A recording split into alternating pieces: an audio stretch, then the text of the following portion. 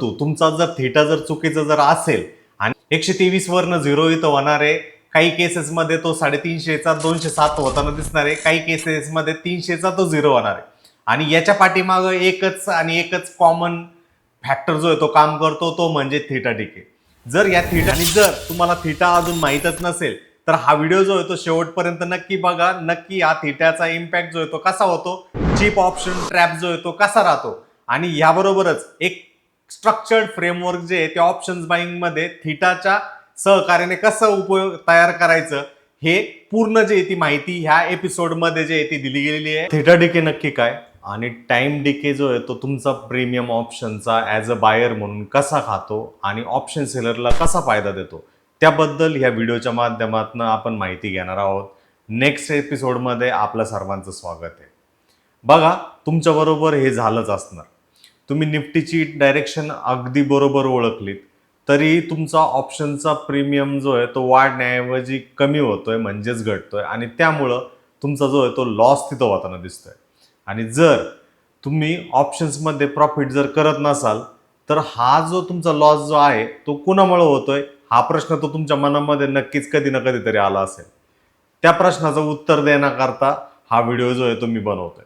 कारण मार्केट तुमच्या विरोधात गेलं नसताना सुद्धा तुमचा लॉस जर होत आहे तर त्याच्या पाठीमागं मार्केटमधील कुठली तरी पार्टिसिपंट जो आहे तो तुमचा प्रीमियम बायरचा तो खातोय, आणि त्या माध्यमातून आपण ते व्यवस्थितरित्या समजून घेण्याचा प्रयत्न करूयात. समजा, कन्सिडर करा, तुम्ही निफ्टीचा 100 रुपयाचा प्रीमियम जो आहे तो ऑप्शन्स घेतलाय. निफ्टी अपेक्षेप्रमाणे तुमच्या दिशेमध्ये पण मूव्ह करतोय, पण काही तासांनी तोच प्रीमियम 100 रुपयावरनं डायरेक्टली 80 रुपयावरती आला. मग हा 20 रुपयाचा प्रीमियम जो आहे तो कुणी खाल्ला किंवा का तुटला बरं? आणि जर तुम्ही त्याला होल्ड करून गेला आणि काही दिवसांनी एक्सपायरी जवळ आली, तोच प्रीमियम अगदी 50, अगदी 30, अगदी 10, आणि हे कमी कमी होऊन अगदी तो 0 होऊन जातो. आणि इथे अत्यंत महत्वाचा ग्रीक जो आहे तो बॅकग्राऊंडला शांतपणे काम करत असतो, तो म्हणजे थीटा.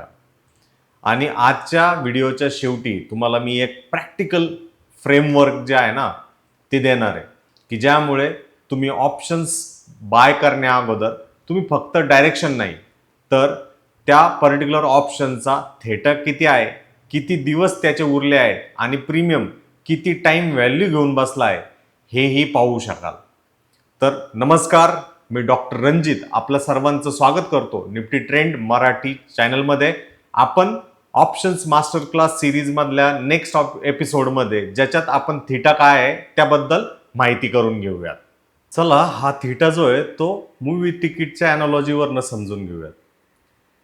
हे एका मूवी तिकीट आहे असं समजा. उद्या एक मूवी आहे, तुमच्या तिकीटची व्हॅल्यू जास्त आहे आणि ती असणारच, कारण तुमच्याकडे पूर्ण मूवी पाहण्याची ऑपॉर्च्युनिटी आहे. पण जर मूवी स्टार्ट होऊन 1.5 तास झाला असेल आणि त्या तिकिटाची प्रॅक्टिकल व्हॅल्यू काही राहील का? नक्कीच नाही ना. त्यामध्ये टाईम लेफ्ट म्हणजेच ऑपॉर्च्युनिटी मिस्ड अशा प्रकारचं आहे. ऑप्शन्समध्ये सुद्धा हा सिमिलर कन्सेप्ट असतो. एक्सपायरी जशी जवळ आली त्यानुसार फ्युचरमधली ऑपॉर्च्युनिटी जी ती आपल्याला कमी होताना दिसते. म्हणून जितका जास्त टाईम तेवढी त्याला जास्त टाईम व्हॅल्यू असते, आणि जितका कमी टाईम तेवढं त्याला लेस टाईम व्हॅल्यू राहते. पण इथेच पुढचा प्रश्न तयार होतो, हा डीके बायरचं लॉस करतो, मग सेलरसाठी नक्की काय आहे? ते बायर आणि सेलरच्या ॲनॉलॉजीमधनं आता व्यवस्थितरित्या ऑप्शन्स बायरने प्रीमियम दिलेला आहे, आणि जर टाइमपास होत असेल आणि बाकीचे फॅक्टर जर अनचेंज राहिले असं गृहीत धरलं तर टाईम व्हॅल्यू कमी होण्याची आणि प्रेशर बायरसाठी हा निगेटिव्ह असतो. म्हणून बायरच्या बाजूने क्लॉक चालत नाही, तर बायरसाठी टाइमपास म्हणजेच टाईम डिके, आणि त्याच्यामुळं प्रीमियमवरती प्रेशर जो आहे तो जनरेट तिथं होतो. मग सेलरसाठी नक्की काय? सेलरने जो आहे तो प्रीमियम रिसीव्ह केलेला असतो.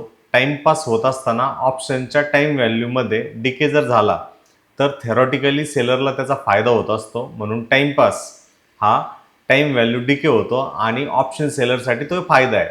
पण इथेच मोठा बट आहे. थिटा सेलरला फायदा देऊ शकतो, पण सेलरला रिस्क जी आहे ना ती सुद्धा अनलिमिटेड आहे आणि सबस्टॅन्शियली ती लार्ज सुद्धा होऊ शकते. ती स्ट्रॅटर्जीवरती अवलंबून असते.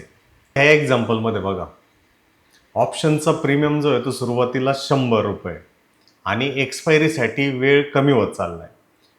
5व्या दिवशी तो प्रीमियम 100 रुपयाच्या आसपास आहे. 4थ्या दिवशी तो प्रीमियम जो आहे तो 92 रुपयांना येतोय. 3ऱ्या दिवशी 82 रुपयांना येतोय.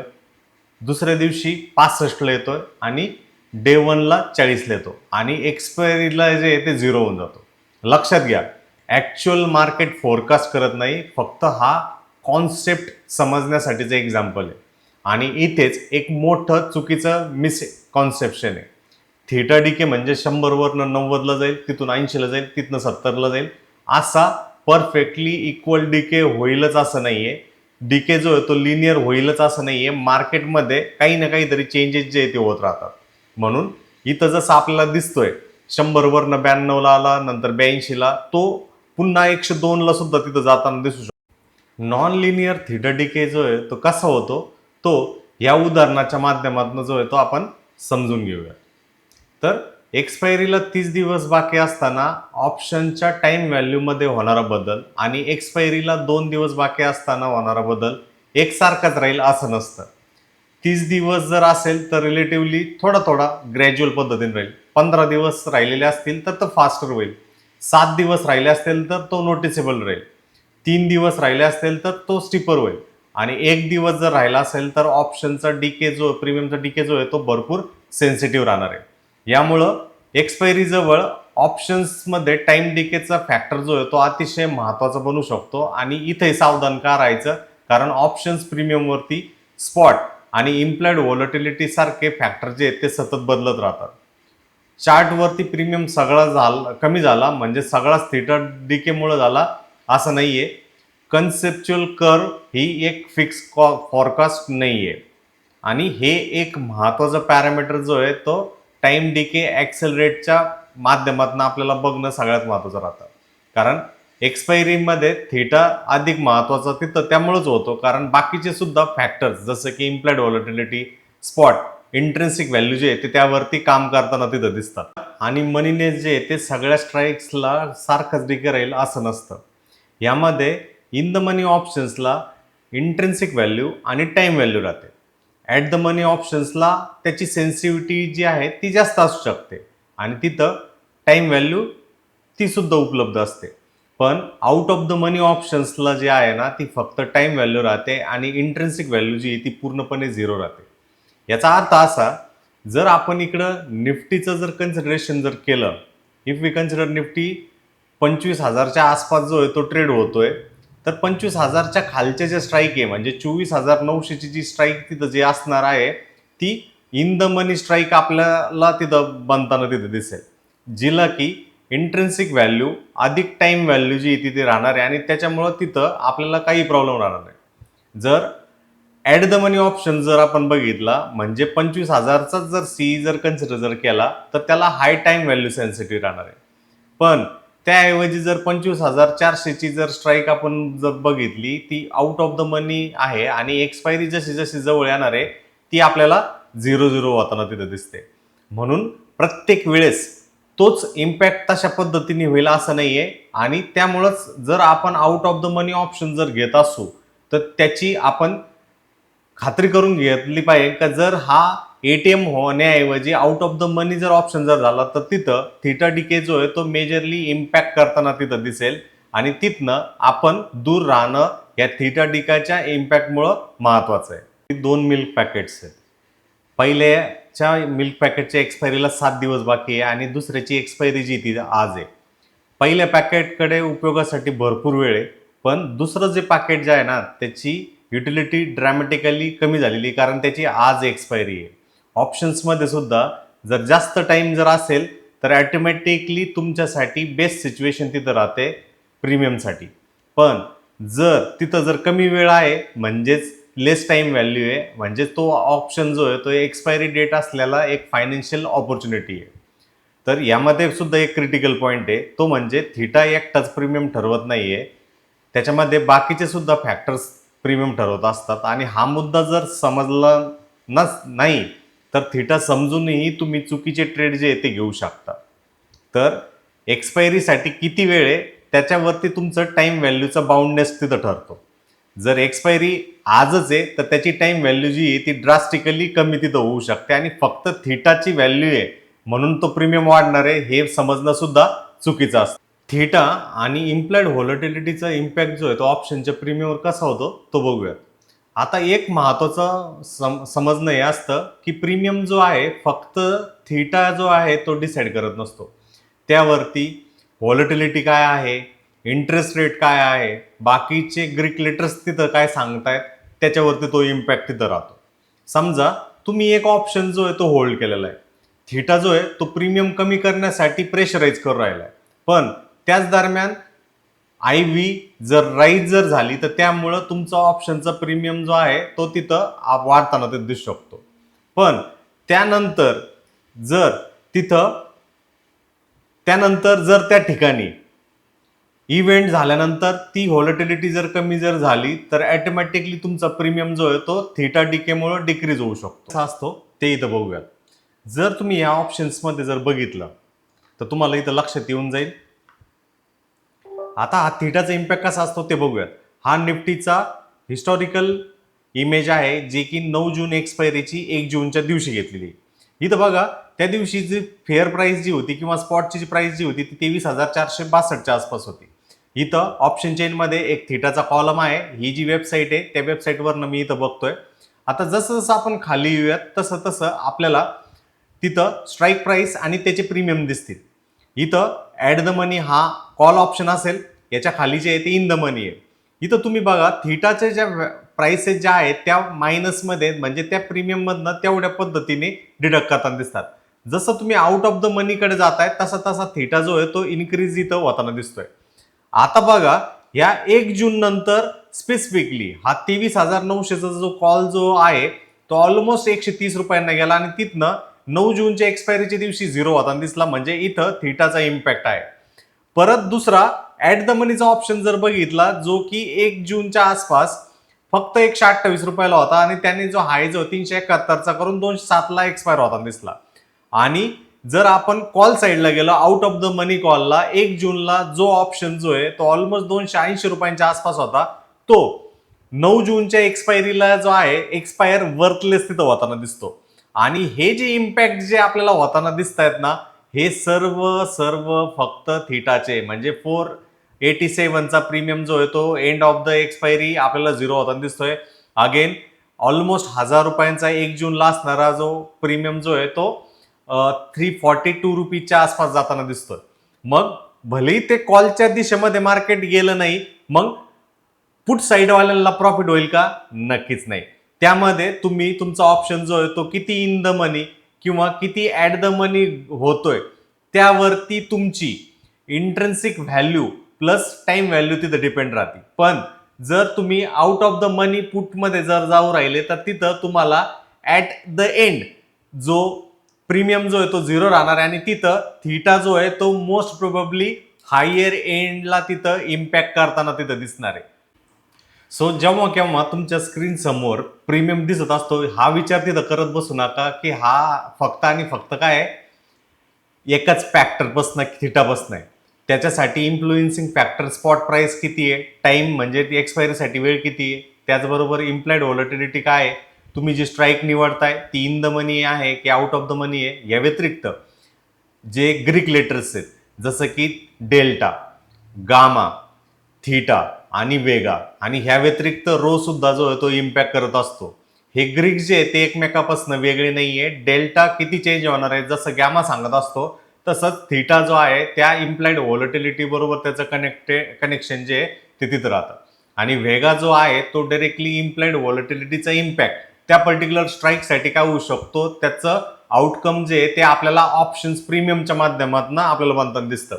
फक्त टाइम उपलब्ध आहे आणि मी करेक्ट प्रीमियम घेतलेला आहे, माझ्या अगेन्स्ट थिटा डिके काम करू शकत नाही. त्याच वेळेस तुमच्या अगेन्स्ट 5 ते 6 parameters including implied volatility, gamma, delta, vega, theta जे ते काम करत असतात. त्याच्यामुळं त्याकडे आपण प्रकर्षाने लक्ष देणं आणि त्याला व्यवस्थितरित्या फॉलोअप करणं हे एक महत्वाचं साधन किंवा पॅरामीटर तिथं ठरतं.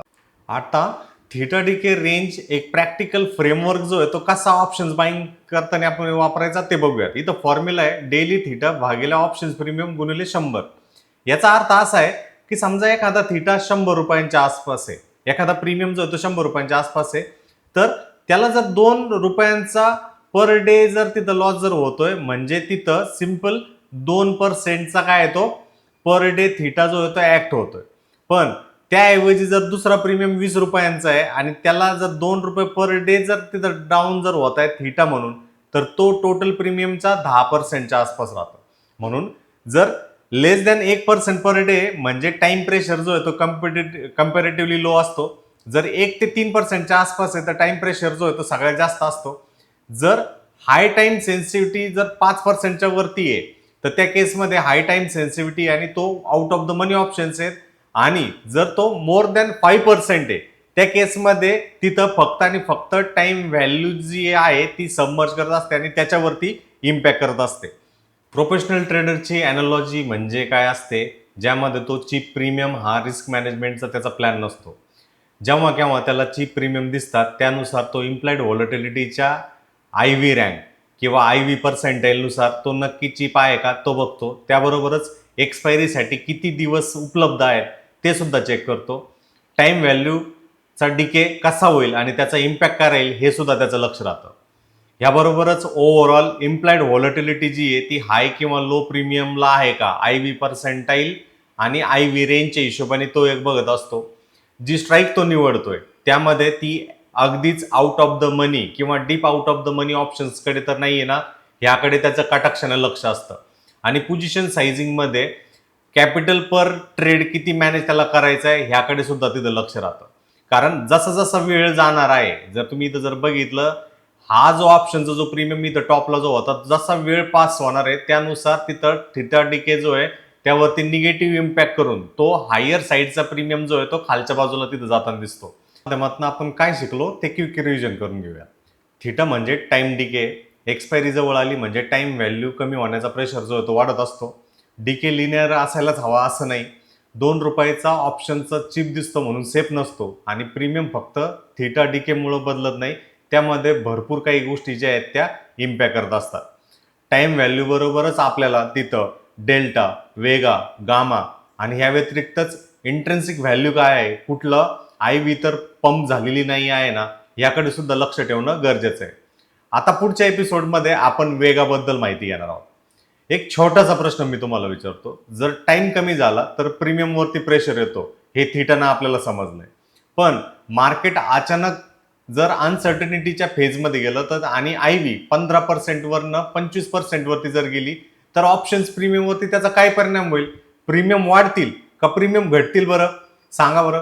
कधी कधी त्याच्यामुळं थीटाचं प्रीमियम खात असताना सुद्धा वेगा जो आहे तो त्याचा प्रीमियम जो आहे तो पुन्हा वरती ढकलू शकतो आणि हीच तो पुढचा एपिसोडचा आपला टॉपिक आहे तो म्हणजे वेगा.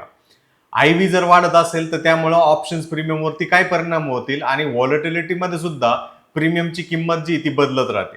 पुढील एपिसोडमध्ये वेगा म्हणजे काय आणि IV बदलला तर प्रीमियम किती बदलू शकतो हे आपण पुढील एपिसोडमध्ये बघणार आहोत. आणि त्याबरोबरच IV क्रशमुळे डायरेक्शन बरोबर असून सुद्धा ऑप्शन बायर जो आहे तो कसा अडकू शकतो हे सुद्धा हे पुढील एपिसोडमध्ये बघणार आहे. तर आजपासून ऑप्शन्स बाय जेव्हा केव्हा तुम्ही करताय चार्टवरती तर डायरेक्शन बघणं गरजेचंच आहे. त्याबरोबरच ऑप्शन चेनमध्ये एकदा त्या थीटाकडे नक्की बघा आणि कमेंटमध्ये फक्त एक गोष्ट लिहा, थीटा. जर पुढील एपिसोड तुम्हाला वेगा आणि IV क्रशमध्ये हवा असेल तर ह्या एपिसोडमध्येच आपण IV बदलला तर प्रीमियम कसा बदलतो आणि त्याचबरोबर ह्या वेगाचा इम्पॅक्ट जो आहे इव्हेंट डेजला कसा राहतो त्याबद्दल समजून घेऊया. आणि ह्याबरोबरच जर तुम्हाला ट्रेडिंग आणि डीमॅट खातं त्याची जी की लिंक व्हिडिओच्या डिस्क्रिप्शन बॉक्समध्ये मी दिली आहे, ज्याच्यामधनं तुम्ही फ्री ऑफ कॉस्टमध्ये ट्रेडिंग आणि डीमॅट खातं खोलू शकता. आणि ह्या चॅनलला अजूनपर्यंत तुम्ही सबस्क्राईब केलं नसेल तर चॅनलला नक्की सबस्क्राईब करा. आणि ह्याबरोबरच व्हिडिओ कसा वाटला व्हिडिओच्या कमेंट बॉक्समध्ये नक्की कमेंट करा. तोपर्यंत काळजी घ्या. धन्यवाद.